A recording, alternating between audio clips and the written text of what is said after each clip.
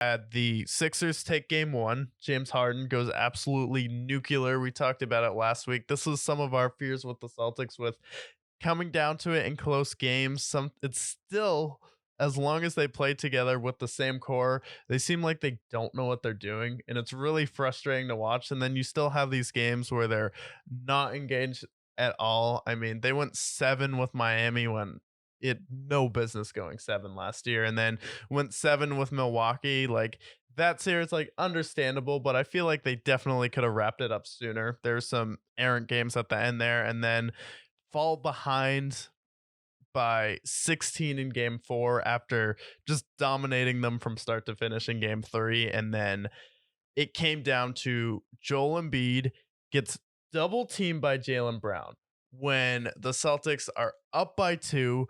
James Harden is on fire this game, and Jaylen Brown leaves him wide open.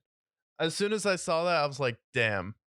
After the Celtics missed and didn't take the lead, and then I watched the replay, I'm like, wait a minute, we could have gone to double overtime easily, and then wouldn't have had the pressure of having to hit a 3 or get this crazy outside shot, and then Tatum or Brown could have drew a foul, and then it's okay, we're going into double overtime, and then Jaylen Brown just leaves Harden wide open for 3 after he's been flamethrowing all game. Like, for me, that was a huge error defensively for the Celtics. And then we take up until 5 seconds left to get in our set. I'm sorry, but you should be going with 8 to 7 seconds. You're at the rim. You're not giving them too much time to score, really. They have to get the ball up to half court. But if the Sixers have to go quick, I'm not too worried about it. But overall, that just last sequence left a lot to be desired, and the Celtics were down 16 this game. Give them a lot of credit for coming back, but what were your overall thoughts on just the last 2 plays when the Celtics had a chance to win at regulation and overtime, and then Jaylen Brown just coming off Harden and leaving him wide open when they could have just gone to double overtime? Yeah, my big takeaway from this is, why did the ball end up in Marcus Smart's hands? Yeah. Now, I know Marcus Smart. He can shoot threes. I understand that. But you look at every other superstar in the NBA, who takes the final shot? In Phoenix, is it, Devin Booker or Kevin Durant? It's going to be those two.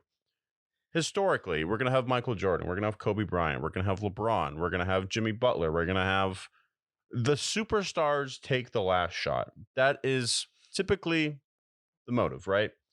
So, like Jason Tatum or Jaylen Brown, realistically, those are the 2 best players on the Celtics. They should be taking the last shot. Yeah. And in the event that they get double teamed, triple teamed, pass it out, okay, that's fine. But why, when there's 5 seconds left, does Tatum decide to shoot it out, just basically hot potato it to Marcus Smart?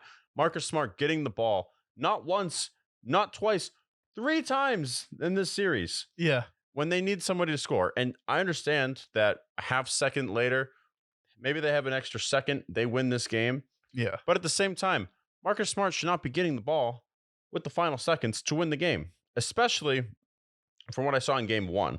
Game 1 was inexcusable. He should not have had the ball with how long he did it. Why did he have the ball to end the game? He's not the guy. Yeah. He's like the 4th option for them. We want Jason Tatum or Jaylen Brown. Those are the dogs. Those are the guys that are going to go out and get you a bucket when you need it. Stop giving it to Marcus Smart. And then as far as the play for when Harden scored, I think that was just a great play on Harden's part. Jaylen Brown definitely kind of sold it a little bit, trying to protect and stop Joel Embiid. Definitely a really nice play by Harden, though. We'll get into him in a second. But for me, my biggest issue with the Celtics last game was the fact that you're giving the ball to Marcus Smart for these pivotal moments in the playoff series, and he doesn't deserve it. Yeah. And I like Marcus Smart. I like how he embodies Boston. He kind of is like the mascot for the city, where it's like tough, gritty. Like, he's what Celtics fans love. However, my problem is really just with the action they were running, because they're running a 2-man action where Marcus Smart brings up the ball, Tatum sets the screen, gets the switch on Maxi. However, I don't like them running that action with Smart and Tatum. You have to be running that with either Jaylen Brown or Malcolm Brogdon, because once you get the switch, Tatum drives down low and posts up. Then they double him, leaving the shooter wide open, which is why Smart got two wide open looks. So it's like, if we're going to run that action, you brought in Malcolm Brogdon for a reason. And so far, all Malcolm Brogdon does is come in. He has the nice float game and hit threes. He's been an incredible lift for this team off the bench. And then also should be running that action with someone like Derek White, who's also a better shooter and a better clutch time player. And why are we not running two-man action with Jaylen Brown and Jason Tatum?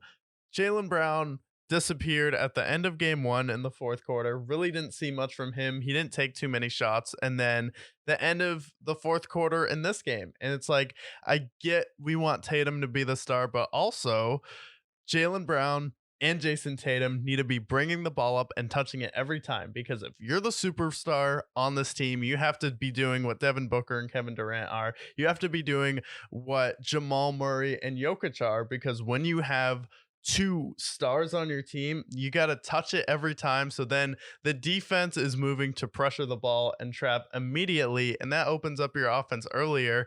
Tatum takes too long on the last play, and then for me, it was tied going into overtime.